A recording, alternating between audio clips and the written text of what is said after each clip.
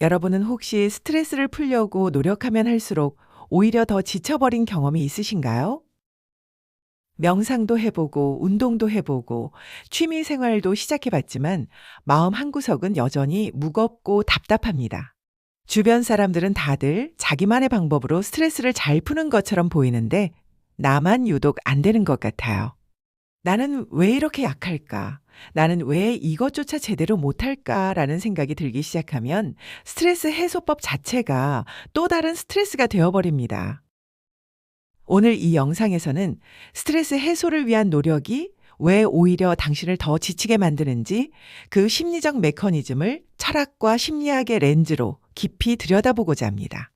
그리고 진정으로 마음의 평화를 되찾는 방법은 무엇인지 함께 이야기해 보겠습니다.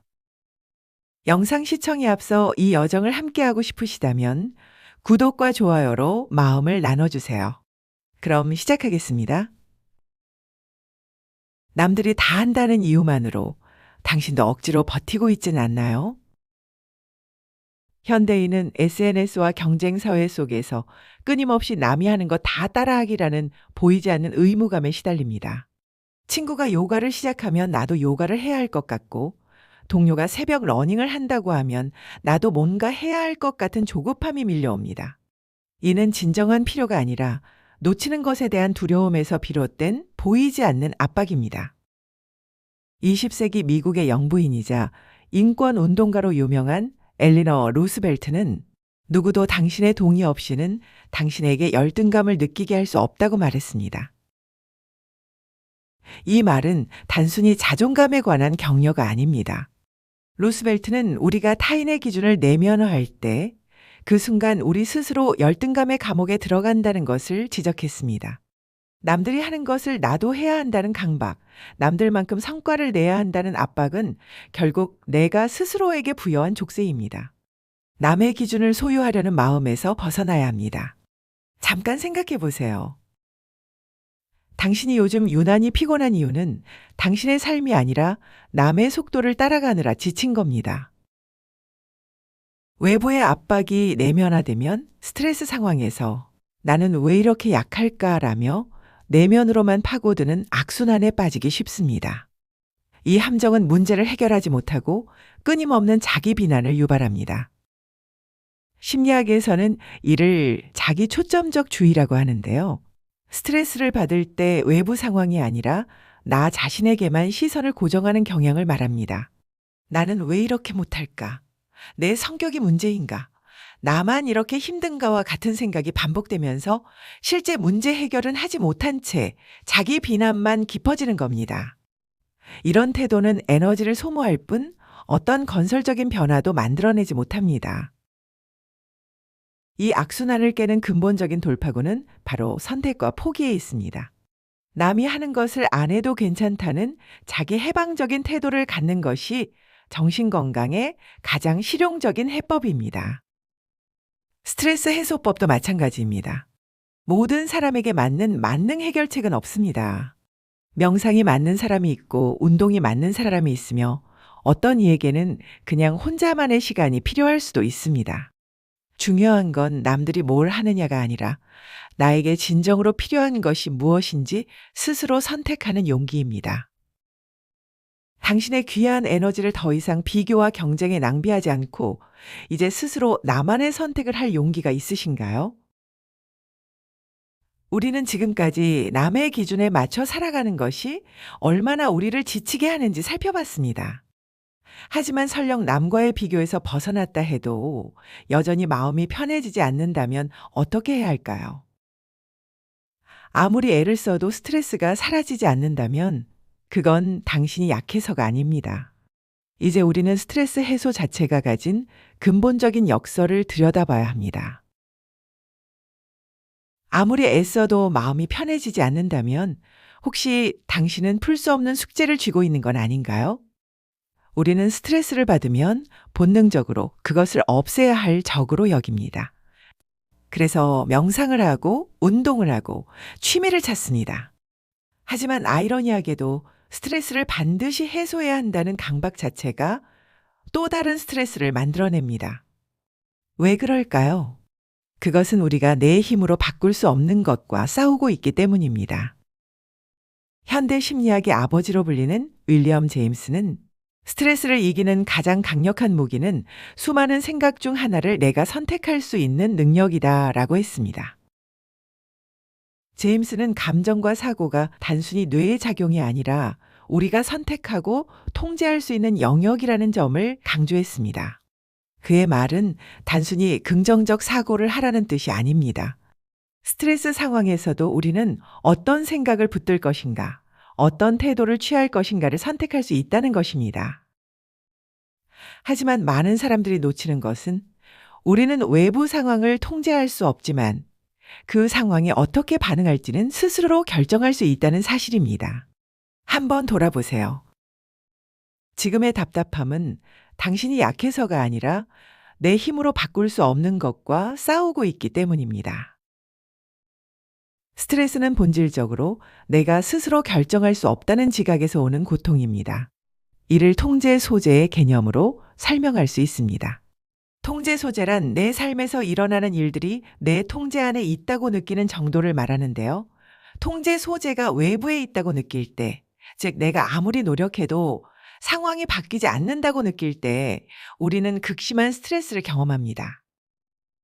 예를 들어 직장에서 상사의 부당한 대우를 받는 상황을 생각해 봅시다. 당신이 아무리 열심히 일해도 상사의 태도는 변하지 않습니다. 이때 상사를 바꿔야 한다. 회사 분위기를 바꿔야 한다는 목표는 당신의 통제 밖에 있습니다. 하지만 이 상황에 대한 나의 반응, 이 일에 얼마나 에너지를 쓸 것인가, 언제까지 여기 있을 것인가는 당신이 선택할 수 있는 영역입니다. 통제 불가능한 것을 억지로 풀려고 하는 노력 자체가 교감신경을 항진시켜 더 큰 스트레스를 일으키는 역설을 만듭니다. 우리 몸은 싸우거나 도망쳐야 할 위협이 있을 때 교감신경을 활성화시켜 심장박동을 빠르게 하고 호흡을 가쁘게 만듭니다. 문제는 현대인의 스트레스는 대부분 당장 도망치거나 싸울 수 없는 것이라는 점입니다. 상사를 주먹으로 때릴 수도 없고 회사에서 당장 도망칠 수도 없습니다. 그런데도 우리 몸은 계속 긴장 상태를 유지하게 됩니다. 이 역설을 멈추려면 내가 바꿀 수 있는 것과 바꿀 수 없는 것을 구분해야 합니다. 상사의 성격, 회사의 분위기, 타인의 평가처럼 내 통제 밖에 있는 것들을 억지로 바꾸려는 노력을 멈춰야 합니다. 대신 내가 선택할 수 있는 것에 집중해야 합니다. 풀리지 않는 스트레스와 싸우며 지칠 건가요? 아니면 상황과 무관하게 나의 태도를 선택하는 자유를 되찾으실 건가요?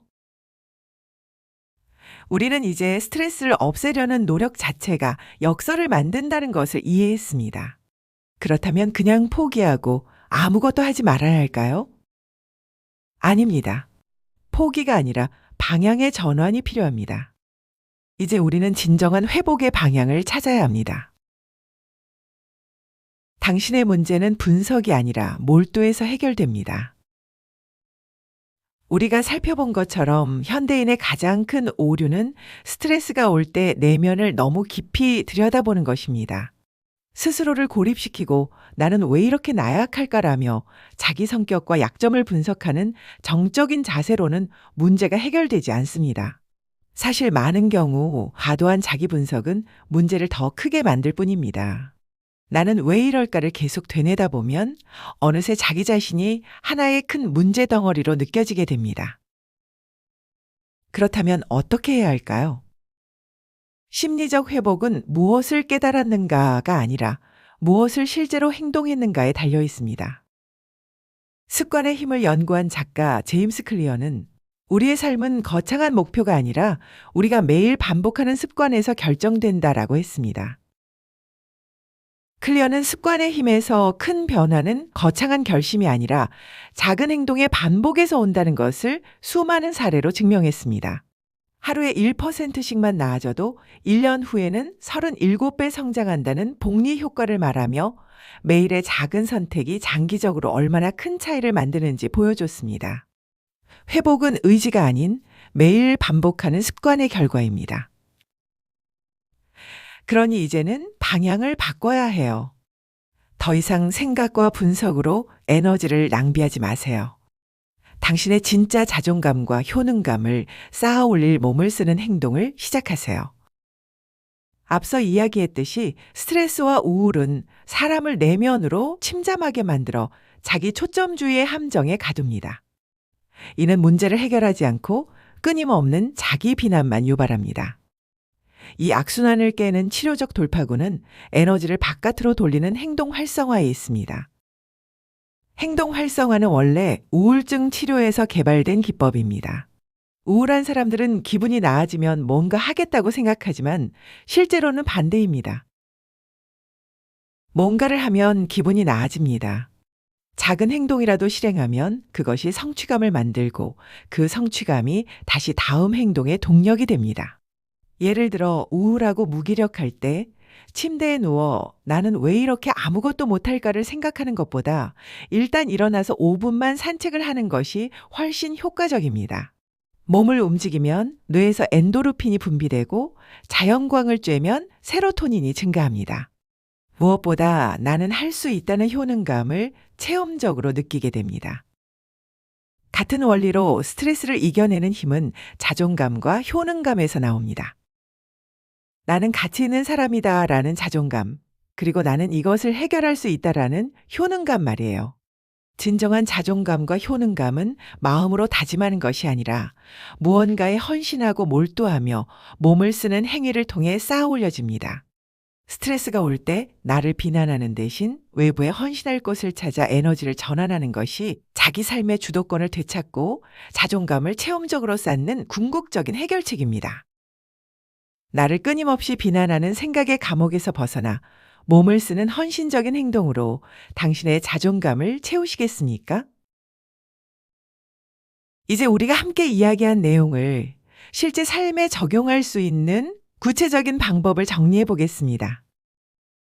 먼저 인식을 바꾸는 것부터 시작해 보세요. 정상의 기준을 재정립하는 겁니다. 스트레스를 느낄 때 나는 나약하다 대신 이것은 누구나 느끼는 자연스러운 반응이다라고 스스로에게 말해주며 자기 비난의 덫에서 빠져나오세요. 이 간단한 인식의 전환만으로도 자기 비난의 악순환에서 벗어날 수 있습니다. 두 번째로 행동을 바꿔야 합니다. 남의 숙제 목록을 지우는 겁니다. 흔히 포모, 즉 놓치는 것에 대한 두려움이라고 하죠. 이와 반대로 조모, 즉 놓치는 것의 기쁨을 선택하는 겁니다. 그 에너지를 몸을 쓰고 헌신할 수 있는 일에 투자하여 자존감을 체험적으로 쌓으세요. SNS를 보면서 나도 저걸 해야 하나라는 생각이 들 때마다 멈추고 물어보세요. 이건 정말 내가 원하는 건가? 아니면 남들이 하니까 나도 해야 할 것 같은 건가? 진짜 내가 원하는 것이 아니라면 과감히 포기하세요. 그리고 그 시간에 당신이 진정으로 에너지를 쏟고 싶은 일을 하세요. 그것이 운동이든 책 읽기든 요리든 친구와의 대화든 상관없습니다. 중요한 건 남이 아니라 나를 위한 선택이라는 것입니다. 마지막으로 태도를 실천해야 합니다. 호흡으로 주도권을 회복하는 겁니다. 화가 나거나 중요한 판단을 앞두었을 때 4초 들숨, 2초 멈춤, 4초 날숨의 심호흡을 통해 긴장된 몸의 스위치를 내리고 현명한 나로 돌아오는 습관을 매일 1분 이상 실천하세요. 스트레스 상황에서 우리 몸은 자동으로 긴장 상태에 들어갑니다. 심장이 빨리 뛰고 호흡이 얕아지고 근육이 경직됩니다.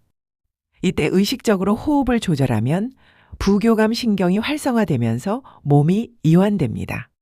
4초 동안 천천히 숨을 들이마시고 2초 멈추고 4초 동안 천천히 내쉬는 것을 3에서 5회 반복하세요. 이것만으로도 당신은 반응하는 나에서 선택하는 나로 돌아올 수 있습니다. 여러분, 우리는 오늘 스트레스 해소를 위한 노력이 왜 때로는 오히려 우리를 더 지치게 만드는지 함께 살펴봤습니다. 첫째, 우리는 남들의 기준에 맞춰 살아가는 보이지 않는 압박에서 벗어나야 합니다. 남들이 다 하는 것을 나도 해야 한다는 강박이 자기 초점주의 함정으로 우리를 이끌고 끊임없는 자기 비난을 만들어냅니다. 둘째, 스트레스를 없애야 할 적으로 보는 순간 우리는 역설에 빠집니다. 통제할 수 없는 것을 통제하려는 노력 자체가 더 큰 스트레스를 만들기 때문입니다. 중요한 건 바꿀 수 없는 것을 놓아주고 내가 선택할 수 있는 것에 집중하는 것입니다. 셋째, 진정한 회복은 생각이 아니라 행동에서 옵니다. 내면으로 빠져들어 자신을 분석하는 대신 몸을 쓰고 무언가에 헌신하는 행동으로 에너지를 전환할 때 스트레스 해소에 도움이 되는 자존감과 효능감을 체험적으로 쌓을 수 있습니다. 스트레스는 당신이 약해서 찾아오는 것이 아닙니다. 당신이 무언가를 중요하게 여기고 더 나은 삶을 원하기 때문에 느끼는 자연스러운 신호입니다. 문제는 스트레스 자체가 아니라 그것을 대하는 우리의 태도입니다. 이제 당신은 선택할 수 있습니다.